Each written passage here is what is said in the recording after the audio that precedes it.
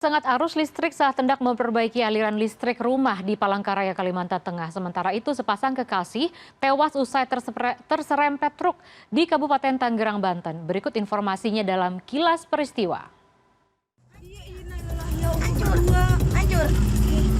Sepasang kekasih tewas setelah sepeda motor yang dikendarai terserempet truk di Jalan Raya Balaraja, Kabupaten Tanggerang, Banten, Rabu pagi. Keduanya tewas karena menderita luka serius pada bagian kepala. Rabu sore, Kanit Lantas Polsek Balaraja Ibda Hariri mengatakan kedua korban yang berboncengan sepeda motor terserempet truk yang melaju dari arah sama. Keduanya terjatuh lalu terlindas truk. Sementara usai menyerempet, sopir truk malah tancap gas melarikan diri. Polisi pun tengah mencari sosok sopir tersebut.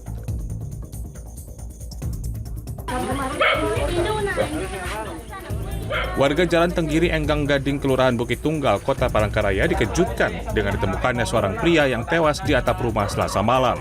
Korban pertama kali ditemukan oleh istrinya. Menurut anak korban, mulanya sang ayah sedang memperbaiki aliran listrik karena lampu bagian dapur mati.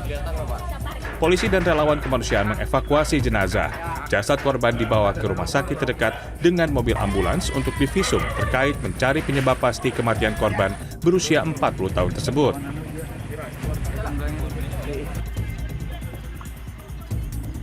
Puluhan orang yang didominasi mak-mak dari desa Simirik ini beramai-ramai mendatangi warung dan gubuk yang berdiri di Dusun 3 Desa Simirik, Batuna 2, Kota Padang Sidimpuan, Selasa sore.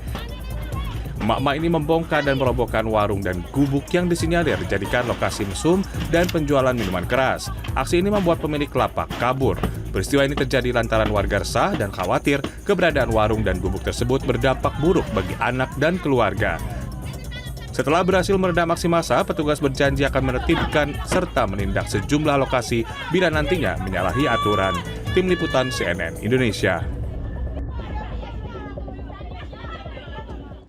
Ke informasi lain, tidak sedikit kasus kematian terjadi akibat sengatan arus listrik ketika banjir melanda. Siapa yang harus bertanggung jawab dan apa saja yang harus dilakukan agar aman dari sengatan listrik? Simak penelusuran kami dalam laporan khas redaksi. Banjir, selain menjadi masalah bagi warga yang terdampak, ada bahaya lain yang mengintai. Salah satunya adalah sengatan arus listrik. Pada bulan Desember lalu, di tempat saya berdiri saat ini, seorang pria tewas akibat serangan listrik saat banjir melanda. Lalu, bagaimana penanganannya agar kejadian serupa tak terulang kembali?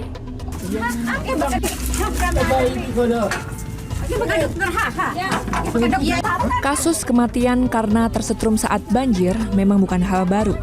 Salah satunya pada bulan Desember lalu, seorang pria Parubaya meninggal akibat tersengat arus listrik saat hendak berjualan di kawasan Kebayoran Lama, Jakarta.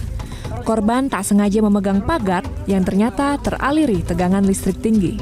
Evakuasi korban bahkan berlangsung dramatis. Pasalnya, tubuh korban terpental ke aliran air yang merendam pemukiman warga.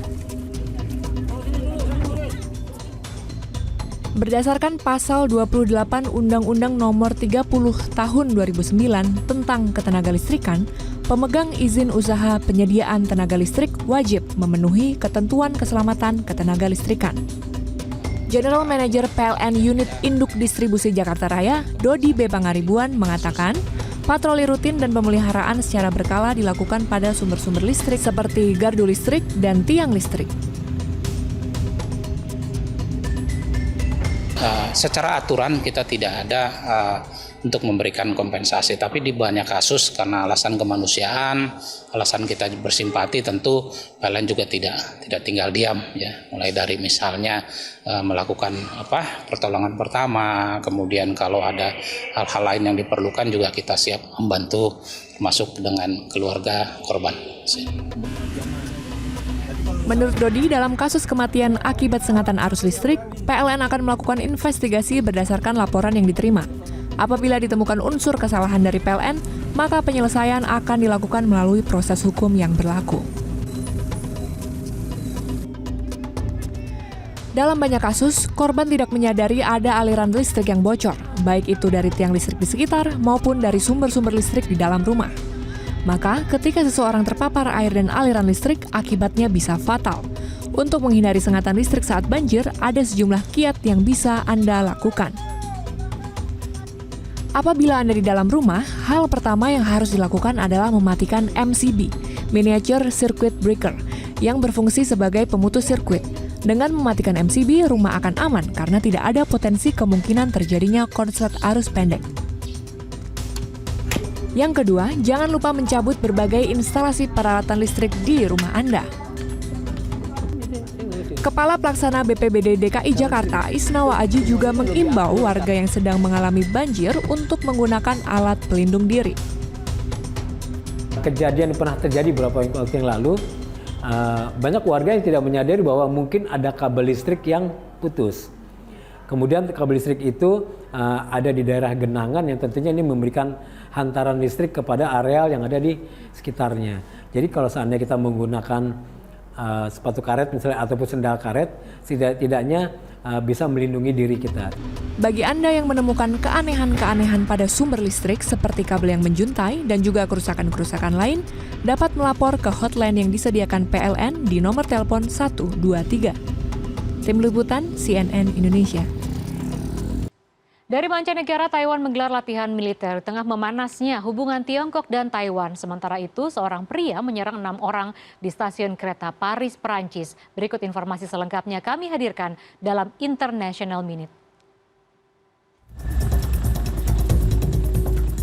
Taiwan menggelar latihan militer gabungan pada Rabu waktu setempat.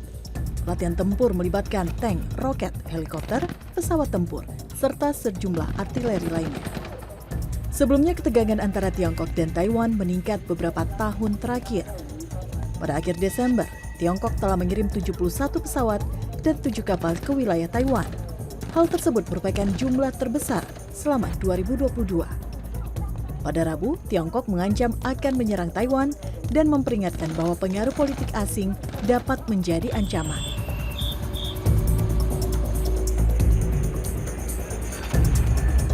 Seorang pria menyerang 6 orang menggunakan pisau di stasiun kereta Gare du Nord, Paris, Rabu pagi waktu setempat. Polisi mengatakan 1 di antaranya terluka parah. Polisi menembak pelaku penyerangan dan membawanya ke rumah sakit.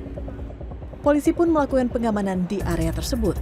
Sementara salah satu stasiun tersibuk yang menghubungkan Paris, London, dan Eropa Utara ini masih tetap beroperasi normal. Belum diketahui apa motif aksi penyerangan tersebut. Otoritas setempat masih menyelidiki kasus ini.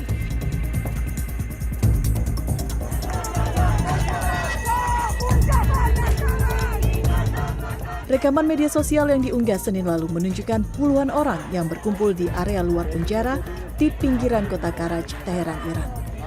Mereka berunjuk rasa setelah pengadilan Iran menjatuhkan hukuman mati terhadap demonstran anti pemerintah. Aktivis HAM setempat melalui media sosial mengatakan 2 demonstran bernama Muhammad Gobadlu, 22 tahun, dan Muhammad Borugani, 18 tahun, telah dipindahkan ke sel isolasi sebelum dieksekusi.